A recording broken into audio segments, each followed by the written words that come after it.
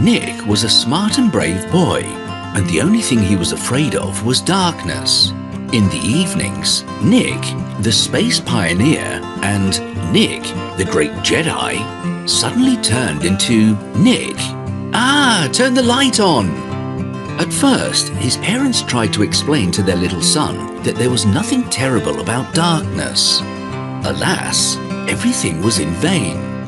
Nick listened attentively and agreed with the explanations. However, as soon as the door closed behind his mother and father, all their solid arguments disappeared somewhere and the boy ran after them screaming in fear. Then his parents decided to pretend to be afraid just like Nick. They began to hide together under the blankets and tremble. The plan backfired because it only worsened Nick's fear. How come? Are Mum and Dad also frightened? That means everything is much worse than I expected, he thought. They even took Nick to the doctor. So, what are you afraid of in the dark, Nicholas? Asked the doctor. I don't know, confessed Nick. If only I knew for sure that there was no one there. But you never know what awaits you in the dark. The words seemed to burst out on their own, and Nick himself was astonished to hear his voice. However, he did not stop feeling scared.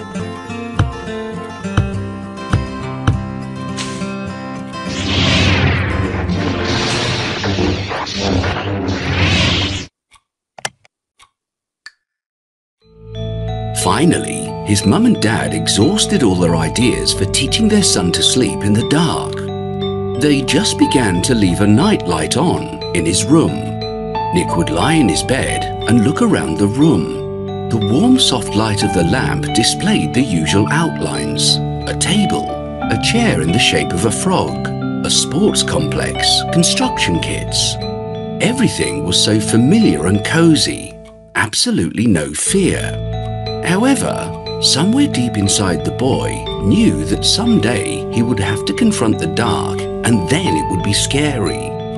At that point, Nick closed his eyes tight and ordered himself not to think about it. In the end, he fell asleep until morning, and in the morning, all fears were completely forgotten.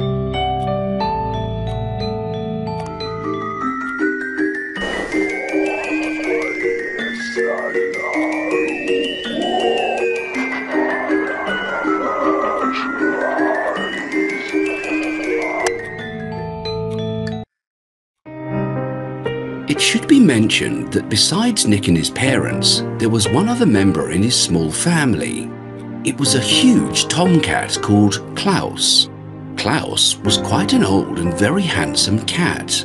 He had fluffy black fur, white socks, and a collar round his neck. Klaus's eyes were just incredible. Nick even called them moons because they were so huge, yellow, and stunningly shiny. They seemed to see right through him.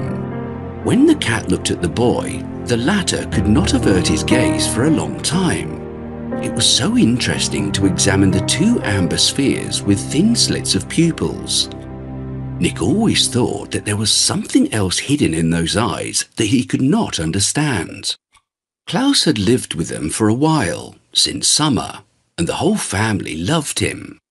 Mum often said, "I just can't imagine how we lived without Klaus before." Every night before getting away from the room, Klaus watched Nick closely, and there was a puzzled expression written on his furry snout. Nick sometimes tried to take him to bed, to stay with a friend through the night. Not so scary, isn't it? But Klaus stubbornly slipped out of Nick's arms and vanished. Nick thought it was because Klaus knew what was hidden in the dark and was afraid as well.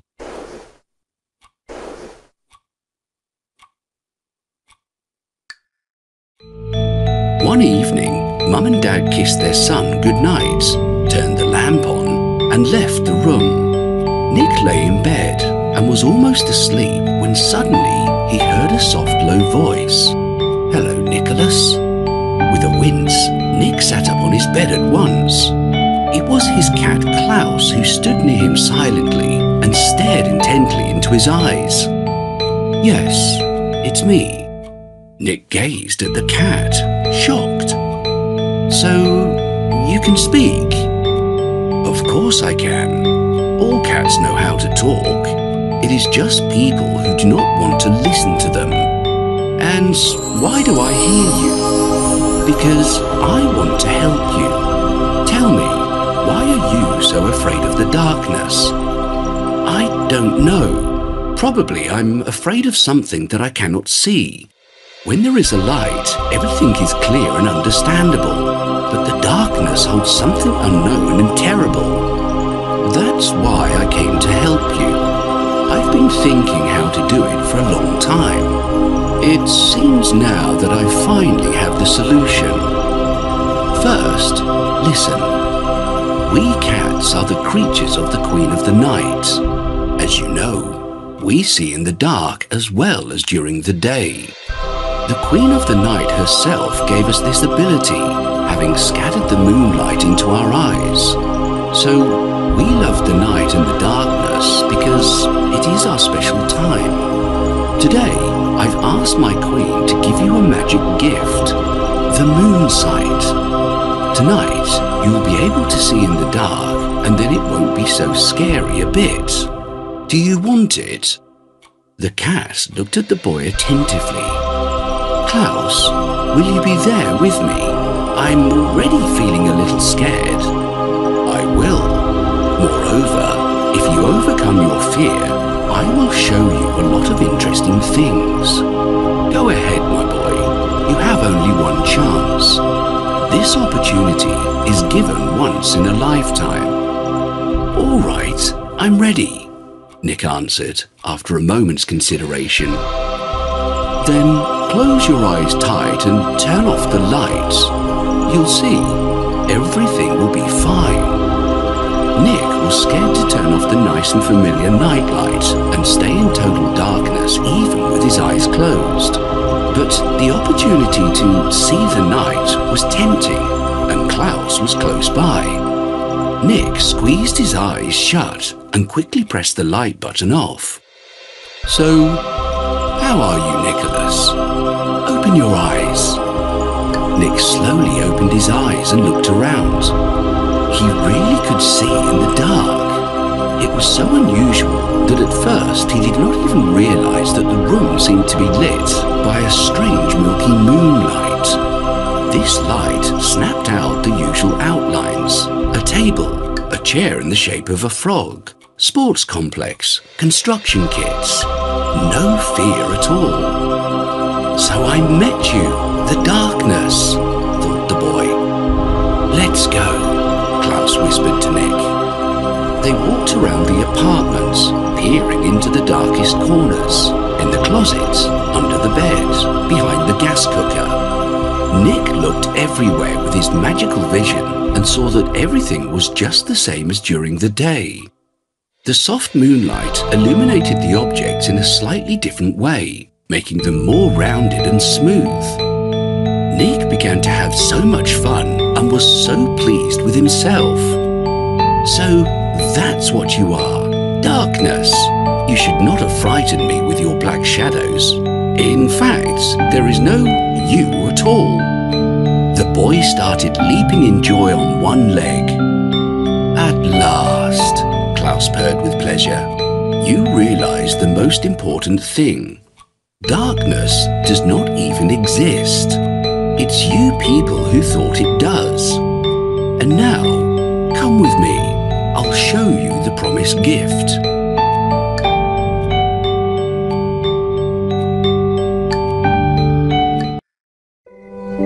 Nick, still in his pajamas, stepped out with Klaus.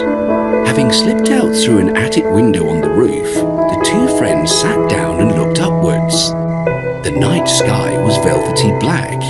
Here and there, golden stars shimmered from behind the shadows of the clouds. Suddenly, Nick saw a ghostly chariot moving slowly across the sky, drawn by grey horses with silver manes. This magnificent sight took the boy's breath away. A beautiful woman stood in the chariot with a scepter in her hand. At the end of the scepter, a disk of the moon shone softly. The Queen of the Night! The woman turned and smiled at the boy and the cat. Nick felt so warm and comfortable, as if his mother's hands were cradling him like a baby. "What a beautiful night," said Nicholas, and suddenly realized that it was the bright morning sunlight that shone right into his eyes.